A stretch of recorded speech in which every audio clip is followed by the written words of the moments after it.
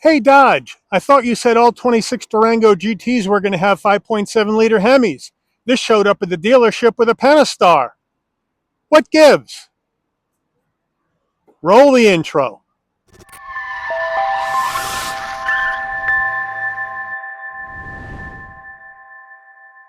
Good morning, everyone. Welcome back to the channel. Well, we're back up here at Rossi, Chrysler, Dodge, Jeep, and Ram in Washington, New Jersey, up in Warren County. Take a look at this brand new 2026 Dodge Durango GT with all-wheel drive, Destroyer Gray, black leather interior. So you can let me know, do you buy the early Durango GTs, which still have the Pentastar, or do you wait around for these Hemis to arrive? You can let me know as we go through the vehicle. So let's dig in.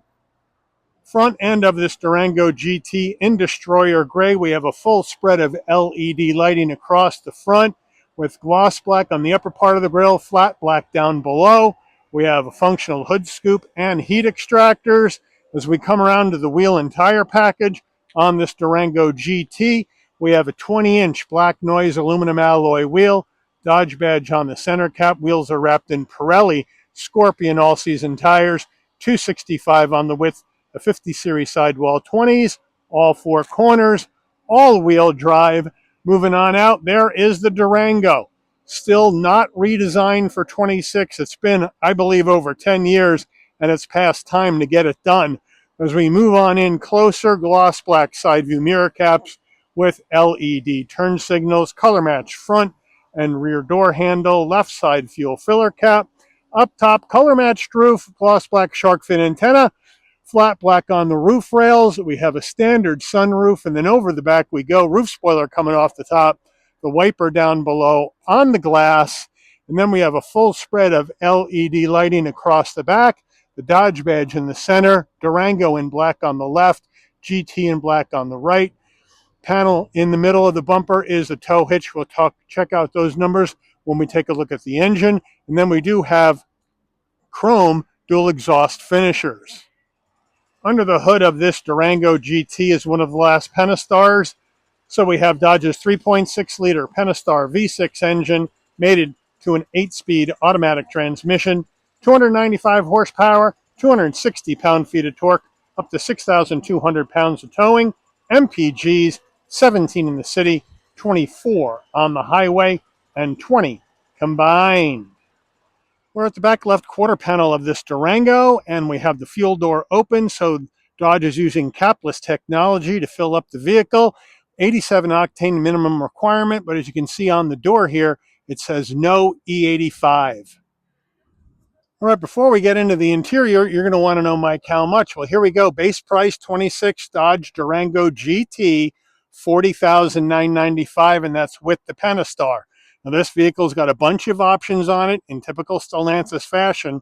Once we add those in and a destination and delivery charge of $1,995 from Dodge's Detroit, Michigan assembly plant, we have a total vehicle MSRP from the factory of $49,630.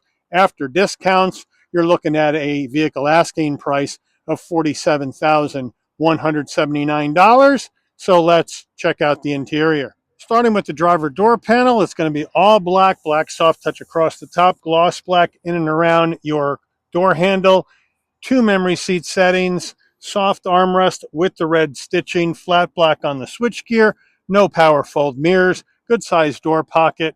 We have a push-on, push-off parking brake, large dead pedal brake and accelerator, carpeted floor mats in the vehicle. We do have the aluminum Dodge door sill plates to welcome you to the vehicle. Full power for the driver and the front passenger, including power lumbar. Black leather interior, red cross stitch, bolstering feels soft. Headrest feels soft, and you have the Dodge badge embroidered into each front seat. Front passenger door panel, same action as the driver, except you don't get the memory seat settings. Up on the dash, soft touch with some red stitching here below this flat black and gray trim into your heat and air vent. And then down below, we do have, if I can find it, a large glove box. Now, as we come on over, same old system, fully integrated 10.1-inch Uconnect 5, wireless CarPlay, Android Auto, built-in nav, and if If we want to go to your nav, you can bring up your maps. It takes a second.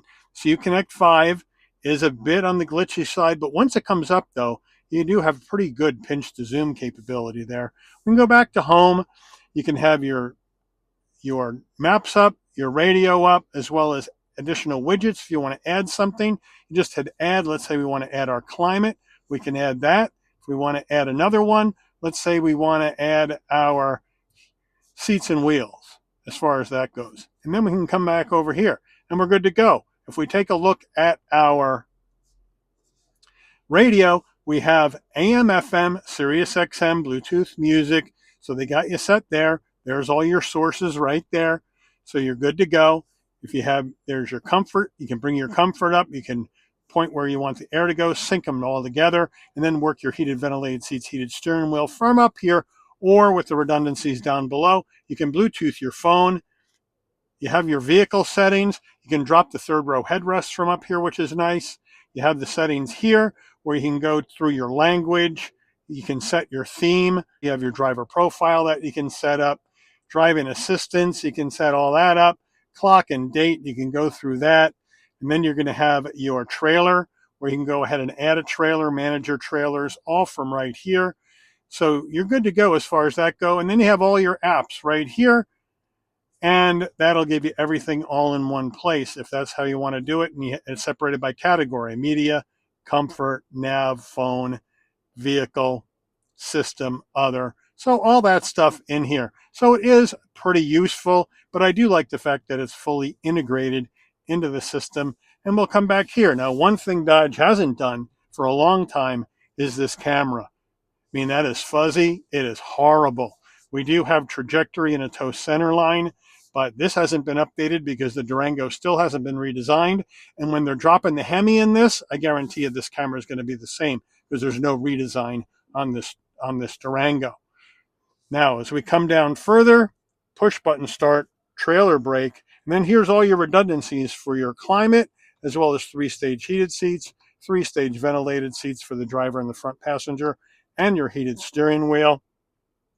We also have engine auto stop start on or off, sport mode on or off, eco on or off, traction control off, parking sensors, lane keep assist on or off, 4-way hazards.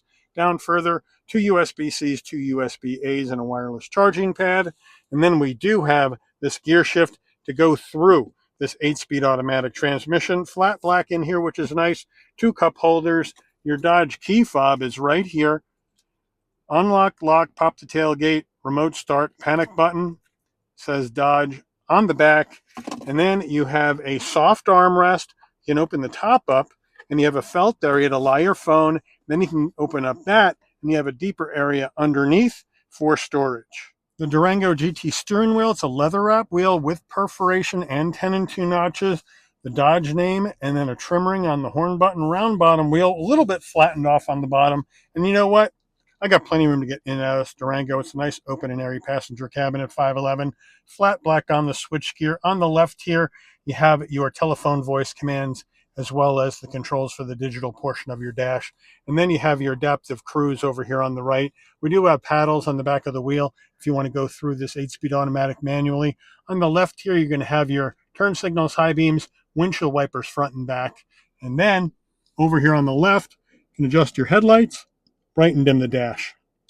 And we do have an electric tilting and telescoping wheel. And then bring that all the way up.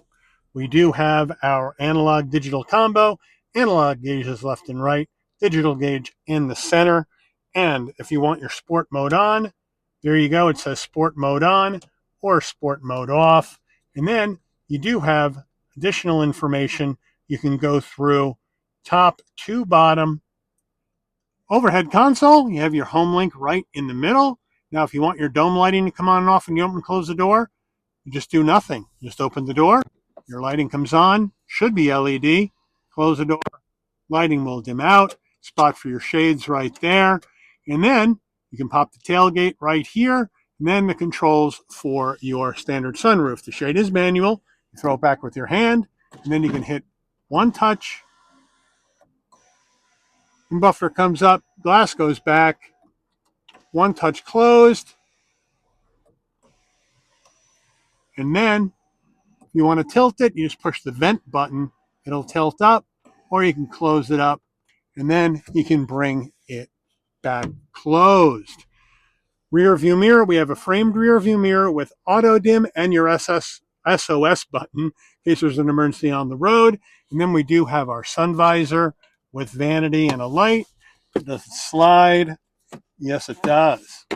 Getting into the mid-row of this Durango GT, but first the rear door panel where it's going to be the same vibe, right? All black, soft touch, the soft armrest with the stitching. So nice consistency front to back, even though the design is very old.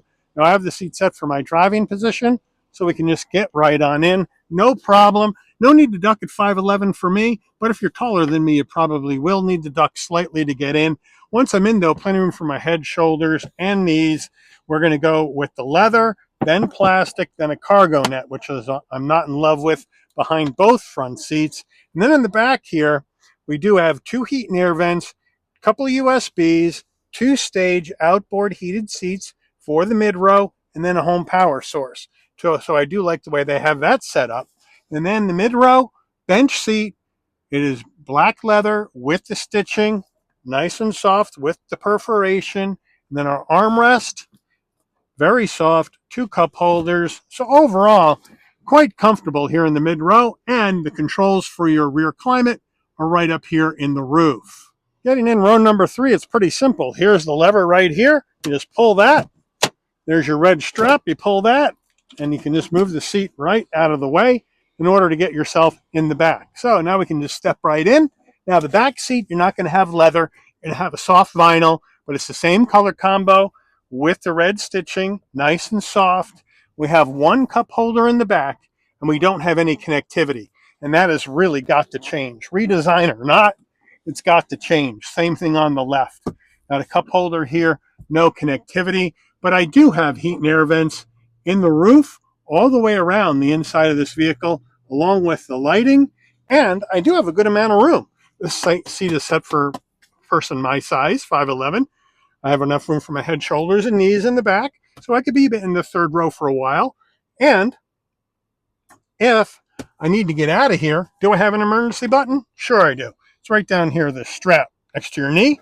Just pull that, push it out of the way, and you can get yourself out of the back of the vehicle. Getting into the cargo area of this 26 Durango GT, well, you have a power lift gate, so you can pop from the key fob, you can pop from the overhead console, or you come to the back, and the handle right below the license plate, there's a button, you hit it, beeps once, up it goes. Nice electric assist on the way up, nice electric assist on the way down using this button. Now, with all rows up, 17.2 cubic feet of cargo space in the back of Durango GT. Underneath here, you have much more storage. And then, in behind the tow hitch is where you have the spare. So thank you, Dodge, for the spare. In the back, I got some hangers. I got some cubbies for extra storage. I have a 12-volt back here for power if I need it. And now I can drop the third row down. And that's pretty simple. You just have this handle, you pull it towards you, the headrest drops, and you shove it forward. Pull the handle towards you, the headrest drops, and you shove it right down forward. And now with the third row down, you're looking at 43.3 cubic feet of cargo space in the back of Durango, but we can't drop the mid row from the tailgate area. We've got to go around to each door. So we're going to go around to the door. We're going to hit this lever one time, and it's going to flatten out that seat. And we'll go around to the other side. We'll do the same thing.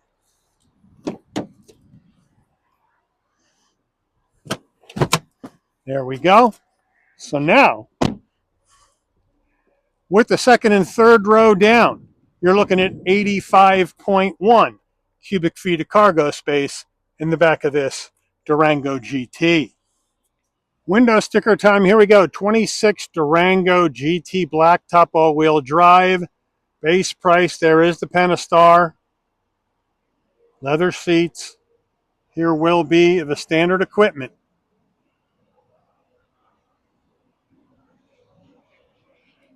Then we get down to our options. Customer package 28H.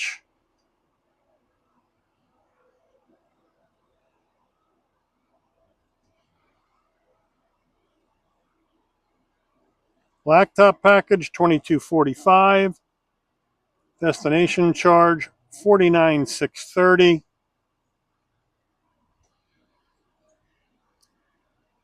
Fuel economy estimates.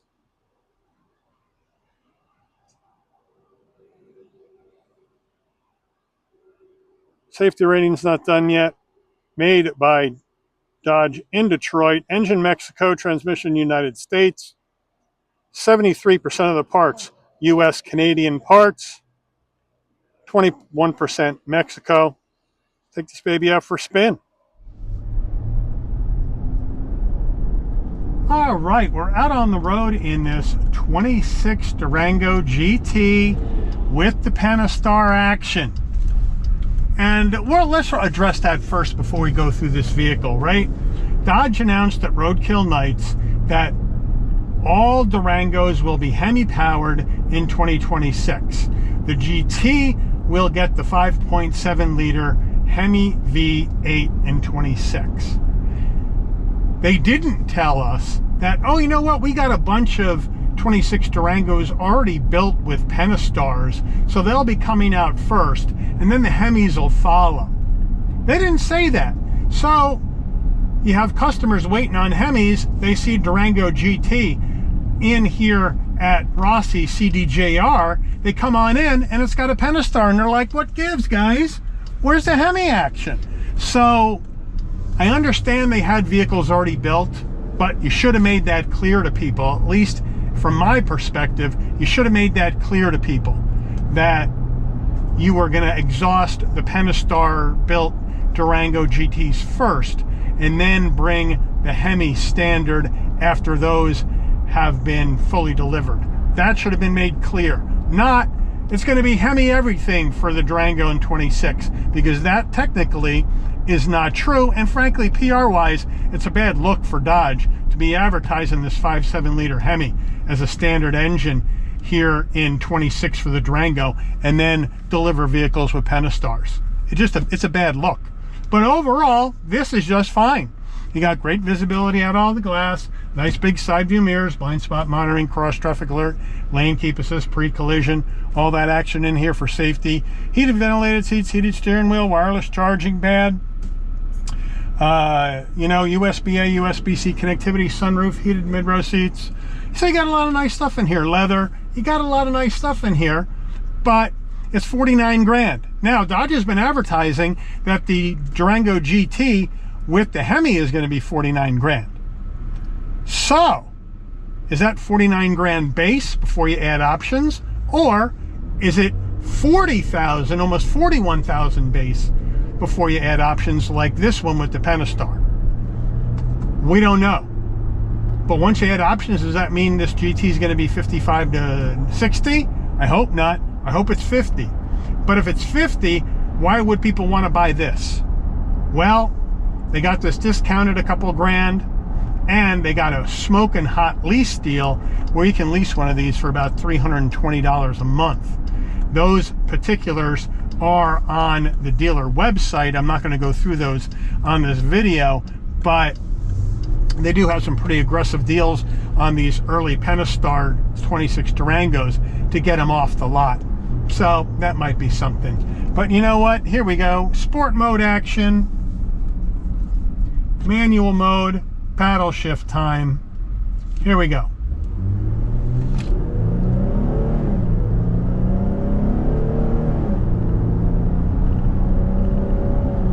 And it's just fine. Upshifts feel good. Downshifts feel good. So it does fine. The Pentastar is a fine engine. There's really no issue with it at all. And sport mode responds really, really well. It's a good, solid SUV. It's just an old one because, you know, they've been building this. I don't think they've done a redesign in at least 10 years, and maybe 15 now, since the last redesign of the Durango. It's been a long time, and it's getting long in the tooth, but people still like it, and it still sells pretty darn well. And if you throw a 5.7 liter Hemi in it, and you charge 50 grand for it, or a little bit less than 50 grand for it, even without a redesign, people are going to buy it just because of the V8 engine. So at least that's my take. Not a great PR move by Dodge to throw out these early Durango GTs in 26 with Pentastars when they made the big stink at Roadkill Nights about all of them having Hemis. But it is what it is, I guess. Let me know what you guys think in the comments. But I do want to thank Rossi, Chrysler, Dodge, Jeep, and Ram here in Washington, New Jersey, Warren County, for allowing the channel access to this brand new 2026 Dodge Durango GT all-wheel drive and Destroyer Gray for review today. I'd like to thank all of you for watching. If you enjoyed this video, please consider giving it a like. Please also consider subscribing. Turn on that notification bell so you never miss another Shabby's Rides video.